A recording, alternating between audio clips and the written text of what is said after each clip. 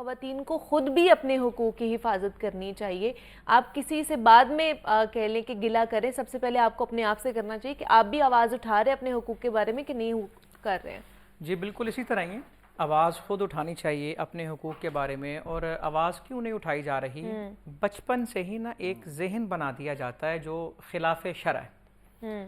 اور میں سمجھتا ہوں یہ خواتین کے حقوق کی یہ ان کے حق تلفی کا آغاز ہو رہا ہے. اچھا. بچی چھوٹی ہوتی ہے، رشتہ دار آتے ہیں بیٹھتے ہیں، محلے دار آتے بیٹھتے، حتیٰ کہ ماں وہ یہی کہہ رہی ہوتی ہیں کہ اس نے اگلے گھر چلے جانا ہے، یہ پرایا دھن ہے، اس نے آگے چلے جانا. حالانکہ اس چیز کا اسلام کے اگر اصولوں کو دیکھا جائے تو یہ لفظ کہنا ہی نہیں بنتا، یہ لفظ ہی جہالت ہے، یہ سوچ ہی غلط ہے کہ اس نے آگے چلے جانا. اچھا پھر بچیوں کے ذہن میں بات ڈالی جاتی ہے، وہ بھائیوں کا حصہ چھوڑ دیتی ہیں، وہ خود راضی ہو جاتی ہیں. جس طرح ڈاکٹر صاحب فرما رہے کیوں ہوتی ہیں؟ وہ کہتے ہیں جنہوں نے میری شادی بھی تو کرائی ہے نا، مجھے سونا بھی تو دیا ہے نا، یہ بھی تو دیا ہے نا، وہ بھی. اور ان کا ذہن بنایا جاتا ہے. حالانکہ وراثت اور چیز ہے، تحفے اور چیز ہیں. کسی کو اگر تحفہ ملا اس کا مطلب یہ نہیں کہ جو حصہ اللہ نے مقرر کیا ہے وہ معاف ہو گیا یا وہ ختم ہو گیا، وہ دستبردار نہیں. اور یاد رہے یہ وراثت وہ چیز ہے، ڈاکٹر صاحب بھی بیٹھے ہیں آپ یہ تائید کریں گے، اگر عورت کہہ دے نا میں اپنا حصہ نہیں لیتی، اس کے کہنے سے بھی ان کو معاف نہیں ہوگا. جی یہ بہت اہم بات، بالکل صحیح. یہ معاف نہیں ہوگا. کیوں نہیں لیتی؟ اللہ نے کہا لینا، یہاں نہ لینا اللہ کی نافرمانی ہے.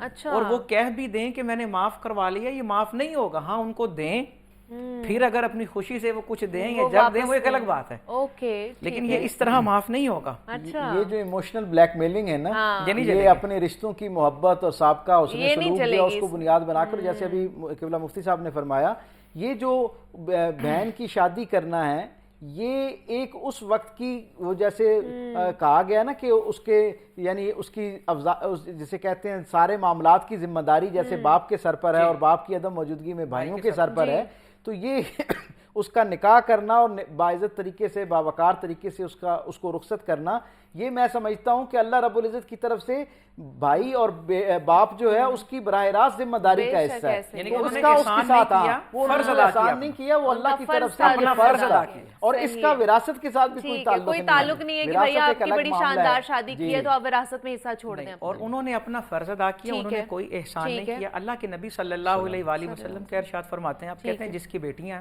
ہیں. اچھا یہ روایتیں 3 بیٹیوں کے بارے میں بھی ہے، 2 کے بارے میں بھی ہے، 1 کے بارے میں، بہنوں کے بارے میں بھی ہے. یہ میں نے خلاصتاً عرض کر دیا. اس کی اچھی تربیت کا مطلب تعلیم و تربیت، ان کی تعلیم کا اہتمام، یعنی کہ یہاں سے ایک کنسیپٹ بھی کلیئر ہو گیا، بچیاں پڑھیں گی اور اہتمام کیا، تربیت کی، شادی کے قابل ہوئی، اچھا رشتہ دیکھا، رخصت کر دیا. اللہ کے نبی صلی اللہ علیہ وآلہ وسلم فرماتے ہیں وہ اس عمل کی وجہ سے اللہ پاک اسے جنت عطا کرتے ہیں. کیا بات ہے، سبحان اللہ. اور اس دوران اسے کئی مشکلات آئی ہوں گی، مشقتیں آئی ہوں گی، لیکن اس نے کسی بھی وقت یہ نہیں سوچا ہو، یہ جو پوائنٹ میں عرض کرنے لگا ہوں کہ کاش میرا بیٹا ہوتا تو میں آج اس مشکل میں نہ پڑتا. بعض دفعہ ذہن میں خیال آتا ہے نا کہ میں بچیوں کی وجہ سے آزمائش میں آ گیا ہوں، بچے ہوتے تو میرا سہارا بنتے ہیں. حالانکہ انسان کا سہارا بچیاں ہی بنتی ہیں، بچے جو ہیں وہ اوورآل اگر معاشرے کو دیکھا جائے. اور مجھے یہاں ایک فکرہ کہنے کی اجازت دیجیے کہ وراثت یہ جو ہم سمجھتے ہیں نا کہ بیٹے ہوں گے تو ہمیں ہمارا بڑھاپا بہت اچھا گزر جائے گا، بخدا اسی معاشرے کے اندر ایسے لوگ بھی موجود ہیں جن کے ساتھ ساتھ بیٹے ہیں اور وہ خوار ہو رہے ہیں، کوئی پوچھنے والا نہیں ہے، اور ایسے لوگ بھی موجود ہیں جو کسی اور کے ہاں بالکل کوئی خونی رشتہ نہیں اور ان کے ہاں بادشاہوں جیسی زندگی گزار رہے ہیں. حقیقی وارث صرف اللہ رب العزت کی ذات ہے.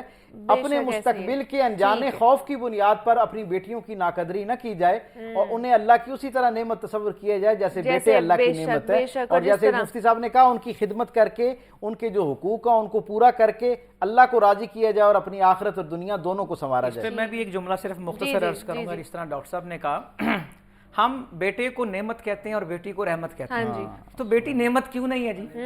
اور بیٹا رحمت کیوں نہیں ہے؟ جو نعمت ہے وہ رحمت ہے، اور جو رحمت ہے وہ نعمت ہے. اپنا ذہن ہمیں ٹھیک کرنے کی ضرورت ہے.